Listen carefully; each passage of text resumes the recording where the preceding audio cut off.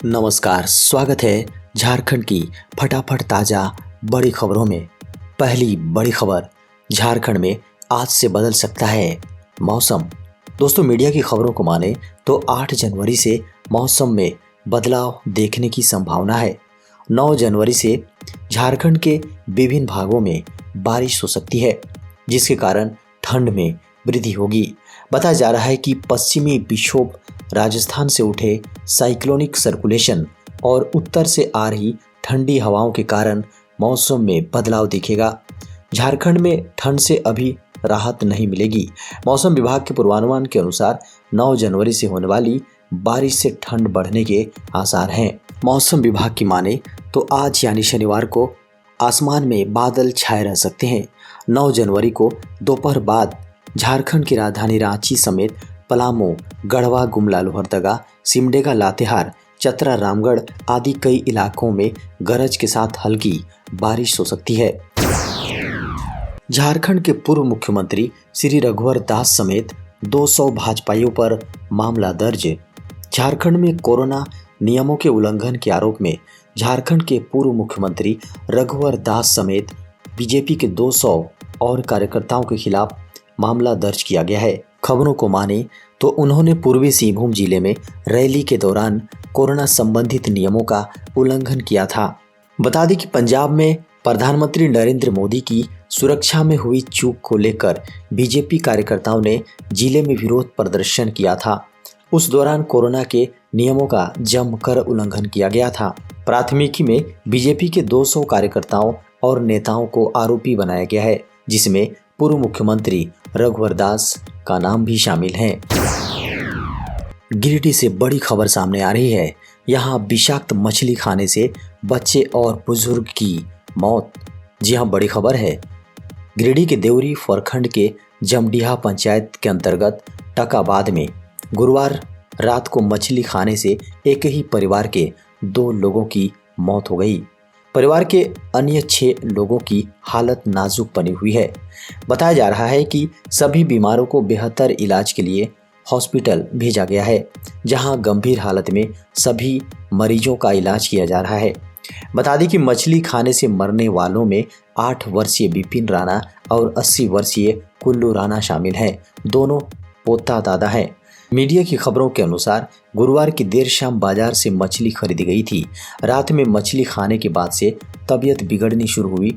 बताया गया है कि सबसे पहले कुल्लू राणा और विपिन राणा की तबीयत बिगड़नी शुरू हुई। इसके बाद परिवार के एक सदस्यों की तबीयत बिगड़ने लगी।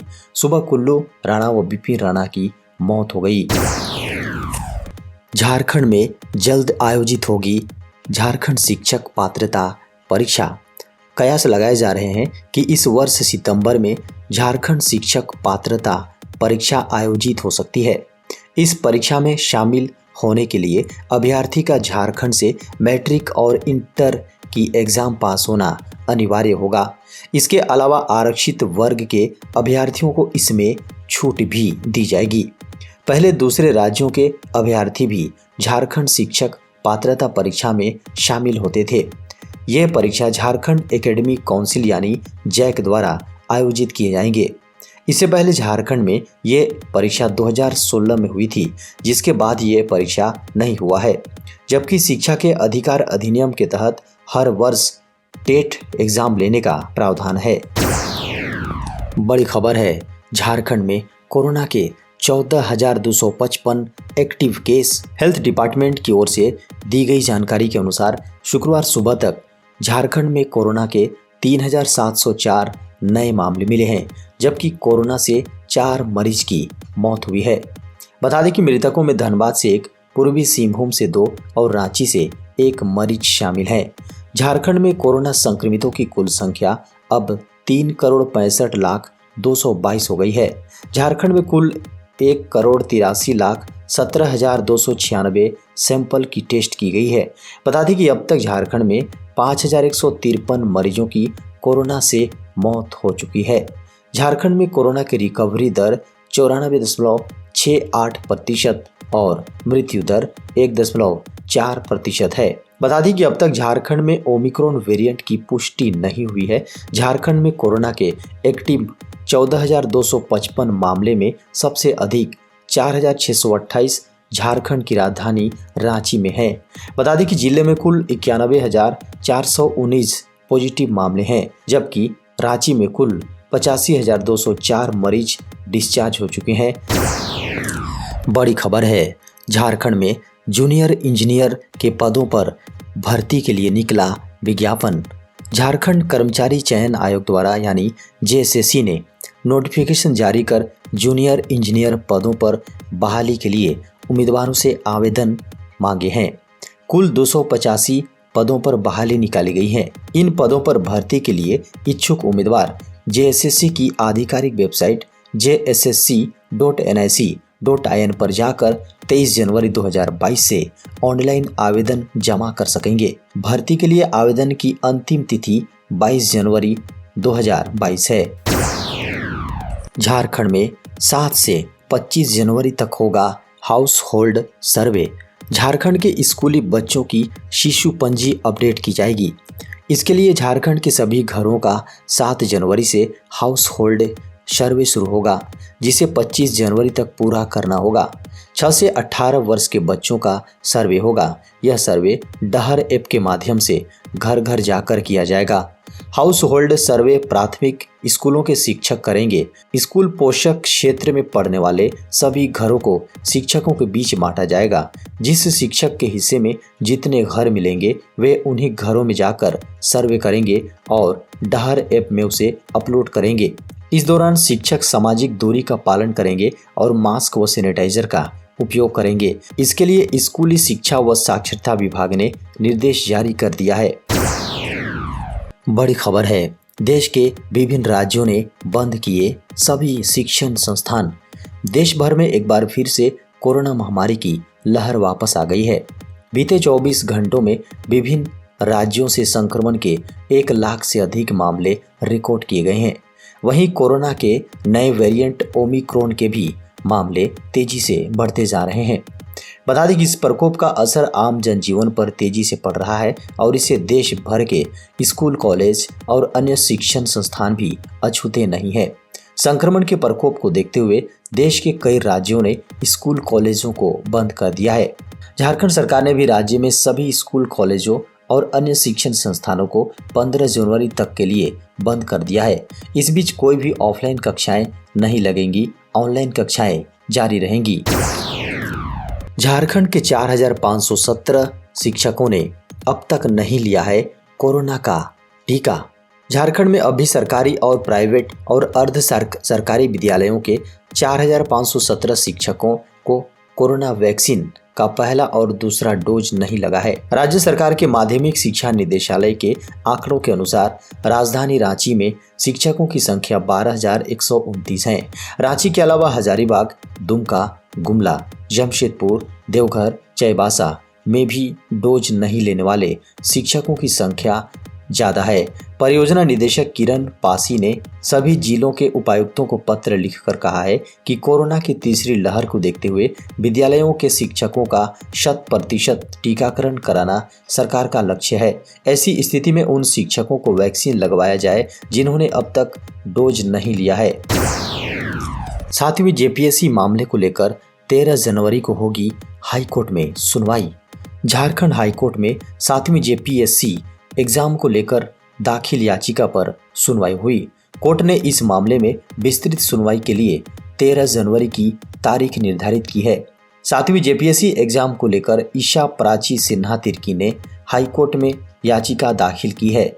शुक्रवार को सुनवाई के दौरान याचिकाकर्ता के अधिवक्ता ने कोर्ट को बताया कि प्रार्थी को अंतिम चयनित अभ्यर्थी से अधिक अंक मिले हैं, लेकिन जेपीएससी ने रिजल्ट जारी नहीं किया है। इस पर जेपीएससी के अधिवक्ता ने कोर्ट में शपथ पत्र के साथ प्रार्थी का ओएमआर शीट भी दाखिल की गई। शपथ पत्र में कहा गया है कि प्रार्थी ने पेपर 2 की ओएमआर शीट में अनुक्रमांक सही से नहीं भरा है। इस कारण से ओएमआर शीट की जांच नहीं हो पाई, इसलिए उसका रिजल्ट जारी नहीं किया गया है। अगली बड़ी खबर है, अब झारखंड में भी दौड़ेगी बुलेट ट्रेन। झारखंड में बुलेट ट्रेन की रफ्तार देखने को मिल सकती है। खबरों को माने तो बिहार और झारखंड से बुलेट ट्रेन चलाने की योजना है। इसके तहत वाराणसी से हावड़ा के बीच बुलेट ट्रेन चलाने की प्लानिंग है। इसके लिए संभावित रेल रूट वाराणसी से हावड़ा तक नई रेलवे लाइन के लिए सर्वे किया जा रहा है। कोडरमा, धनबाद, हजारीबाग समेत ट्रेन के गुजरने वाले कई इलाकों में सर्वे किया जा रहा है।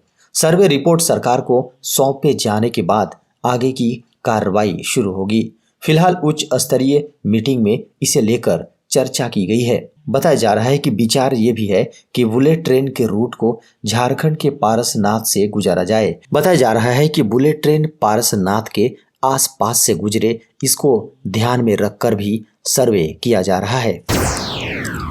इन देशों से भारत लौटने वालों के लिए केंद्र ने कड़े किए नियम। कोरोना महामारी को देखते हुए ब्रिटेन, न्यूजीलैंड, चीन और इजराइल आदि जोखिम वाले देशों से भारत आने वाले सभी यात्रियों का कोविड टेस्ट होगा और सभी देशों से आए लोगों को अनिवार्य रूप से 7 दिन तक क्वारंटाइन में जाना होगा और 8वें दिन कोविड परीक्षण कराना होगा। केंद्रीय स्वास्थ्य एवं परिवार कल्याण मंत्रालय ने शुक्रवार को विदेशों से भारत आने वाले यात्रियों के लिए संशोधित दिशा निर्देश जारी किए। ये दिशा निर्देश 11 जनवरी से प्रभावी होंगे। संशोधित दिशा निर्देश में कहा गया है कि भारत आने वाले सभी यात्रियों को सुविधा पोर्टल पर RT-PCR नेगेटिव रिपोर्ट और स्वघोषणा पत्र डालना होगा। अगली बड़ी खबर है, AOI की ओर से आयोजित एनुअल कॉन्फ्रेंस में शामिल हुए मुख्यमंत्री हेमंत सोरेन। झारखंड के मुख्यमंत्री Shri Hemant Soren association of otolaryngologists of India की ओर से आयोजित एनुअल कॉन्फ्रेंस में बतौर मुख्य अतिथि ऑनलाइन शामिल हुए। उन्होंने कहा कि झारखंड में बेहतर स्वास्थ्य सेवा स्थापित करना सरकार की प्राथमिकता है तथा राज्य की इंडस्ट्री पॉलिसी के तहत स्वास्थ्य के क्षेत्र में निवेश की अपार संभावनाएं हैं। AOICON 2022 का आयोजन मेडिकल सेवाओं को और मजबूती देगा। अगली बड़ी खबर है, देश में कोरोना के मिले 1,17,100 नए मामले। भारत में बीते 24 घंटे के दौरान कोरोना के 1,17,100 नए मामले सामने आए हैं, जो पिछले दिन के 90,928 मामलों की तुलना में अधिक हैं। ये आंकड़े केंद्रीय स्वास्थ्य और परिवार कल्याण मंत्रालय ने शुक्रवार को जारी किए। साथ ही बीते 24 घंटे में 302 लोगों की मौत हुई है, जिससे मरने वालों की संख्या बढ़कर 4,83,178 हो गई है। कोरोना के एक्टिव मामले बढ़कर 3,71,363 हो गए हैं। बड़ी खबर है, अब रेलवे स्टेशन पर मिलेंगे मोबाइल रिचार्ज जैसी कई बड़ी सुविधाएं। रेल यात्रियों के लिए बड़ी खुशखबरी है। रेलवे स्टेशन पर अब मोबाइल रिचार्ज से लेकर बिजली का बिल और टैक्स फाइलिंग की सुविधाएं बहुत जल्द उपलब्ध हो जाएंगी। कॉमन सर्विस सेंटर पर इन सुविधाओं का लाभ उठाया जा सकेगा। रेलटेल की ओर से दी गई खबरों को माने तो यह योजना ई-गवर्नेंस सर्विस इंडिया लिमिटेड और सूचना प्रौद्योगिकी IT मंत्रालय के सहयोग से कुछ जगहों पर शुरू करने की योजना है। यह सर्विस सेंटर ग्रामीण लेवल के उद्यमी चलाएंगे, जिससे उन्हें भी रोजगार के मौके मिलेंगे।